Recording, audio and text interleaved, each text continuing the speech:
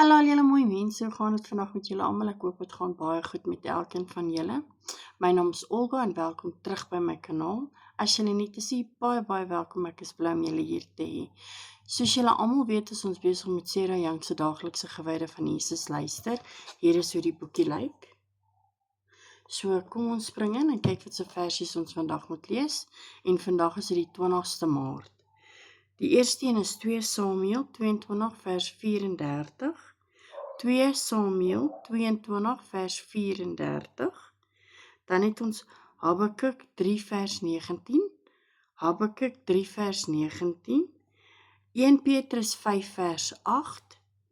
1 Petrus 5 vers 8. En dan die laaste een is Efesiërs 6 vers 13. Efesiërs 6 vers 13. So gaan kry julle Bybels, maak dit oop en ons lees gou saam en ek sien julle nou daar.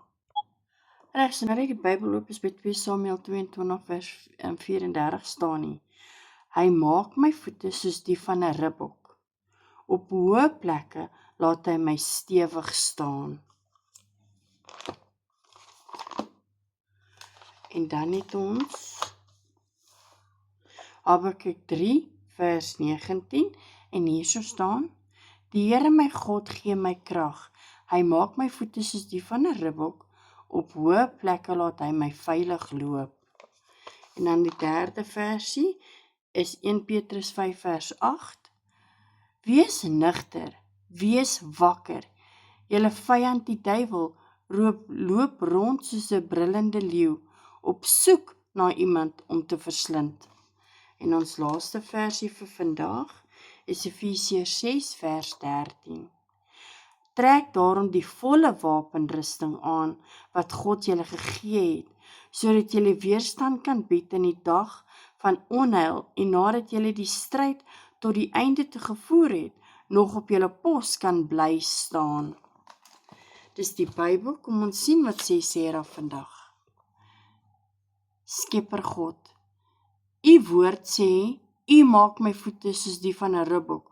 Op hoë plekke laat U my veilig loop. U het ribbokke geskep met die vermoë om steilhoogtes met gemak uit te klim en vreesloos op 'n kraans te staan. U het ook vir my gemaak en U het my verlos. Dit vir my moontlik gemaak om op my voete te bly deur op U te vertrou. Dit gee my die vertroue om voor die vordering te maak op die hoë plekke van my probleme, verantwoordelikhede en swaar kry. Dit is van die grootste belang om my te onthou dat ek in die wêreld leef waar my geestelike vyande nooit 'n skietstilstand aankondig nie. Help my om nigter en wakker te wees en teen alle tye gereed te wees om te veg, om die volle wapensrusting aan te trek wat U my gee. Ongeag wat gebeur, ek wil weerstand kan bied en na die hele geveg verby is, nog vas staan. Wanneer ek midde in die geveg is, herinner my om my vermoë in U te bevestig. My vertroue dat U by my is en saam met my veg. Selfs wanneer dit voel asof ek die geveg verloor, weet ek moenie moed opgee nie. My taak is om U hand styf vas te hou en vas te bly staan. Dit is wat oorwinning is.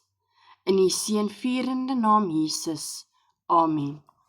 Weereens baie dankie vir elkeen wat hier is. Los asseblief julle thumbs up, ek sal dit regtig waardeer.